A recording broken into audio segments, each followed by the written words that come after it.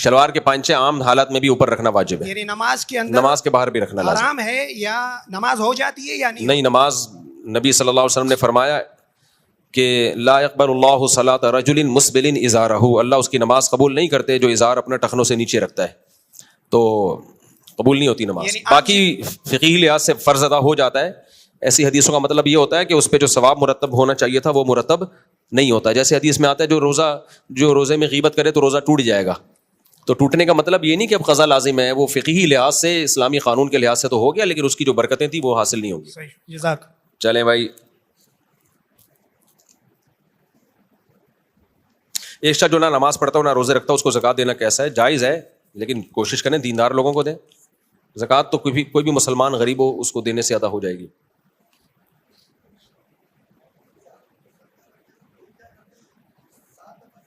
ہاں، صدقہ کرتے ہوئے کہہ رہے ہیں بھائی کہ لوگ 7 دفعہ سر پہ سے گھماتے پھر کرتے ہیں، جائز نہیں ہے. آپ بس دل میں نیت کر لیں کہ میں صدقہ دے رہا ہوں اور اللہ تو میری مصیبتوں کو پریشانیوں کو اس سے دور کر دے.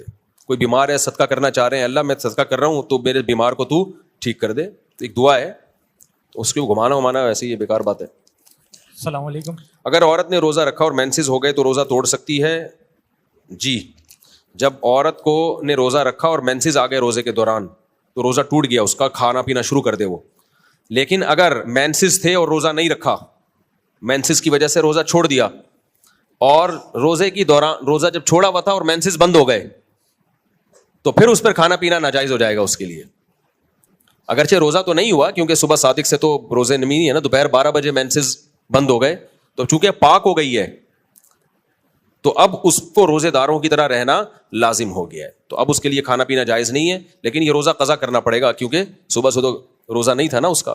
یہی حکم مسافر کا ہے کہ کسی نے سفر میں روزہ نہیں رکھا، کھا رہا تھا اور اس دوران وہ اپنے شہر میں داخل ہو گیا تو اب مقیم بن گیا ہے.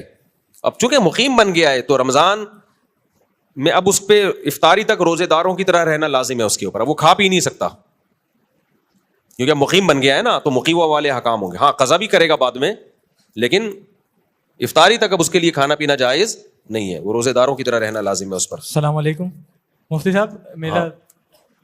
میرا سوال یہ ہے کہ جیسے جماعت کے بیچ میں اگر آپ کا وضو ٹوٹ گیا تو آپ وہیں پہ اس کو نماز کو پورا کریں گے یا وہاں سے باہر کیسے نکلیں گے؟ پیچھے والوں کی نماز خراب نہیں ہوگی؟ نماز کے دوران وضو ٹوٹ گیا تو نکل جائیں، پیچھے والوں کی نماز بھلے خراب ہو جائے. اچھا، صف توڑ کے نکل جائیں.